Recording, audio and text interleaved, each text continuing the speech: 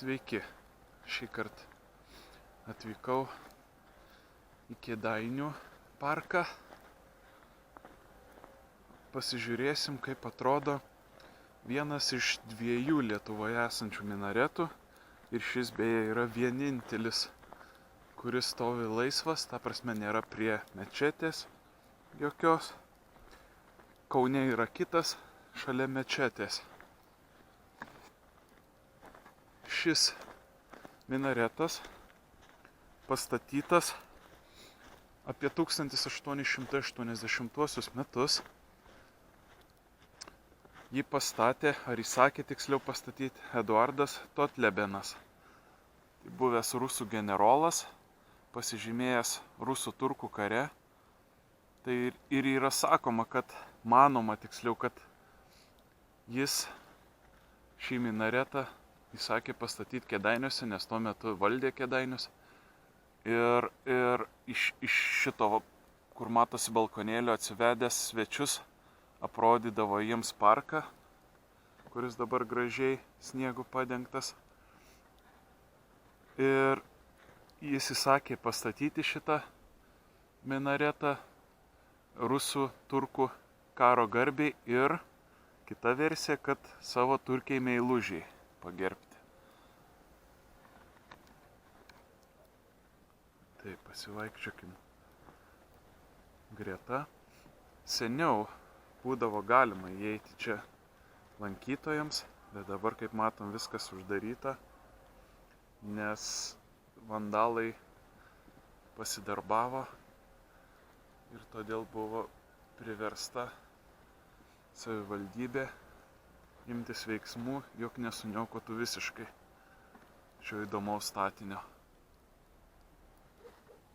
Štai yra arabiškas užrašas, kurio vertimą aš jums dabar paskaitysiu. Ypač šiuos rūmus pavergiančius žavumų ir panašius į rojaus pastatė jo didybė sultonas Mehmedas. Jis papuošė šiuos didingus rūmus, kad net dangus niekad gražesnių ir puikesnių neregėjo.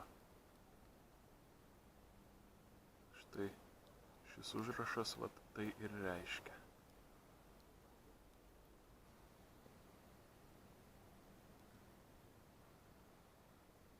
Būtų labai įdomu, jeigu būtų galima įlipti į balkonėlį, bet deja tai nėra leidžiama ir tokios galimybės nėra.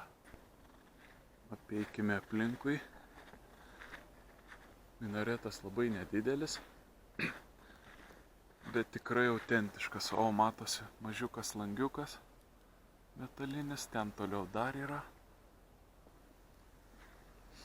Žinant, kad Lietuvoje yra tik 2 ir šitas yra laisvas, vadinamasis laisvas, prie nieko negretinamas, tai yra vienintelis toks. Štai ir Kėdainių parkas.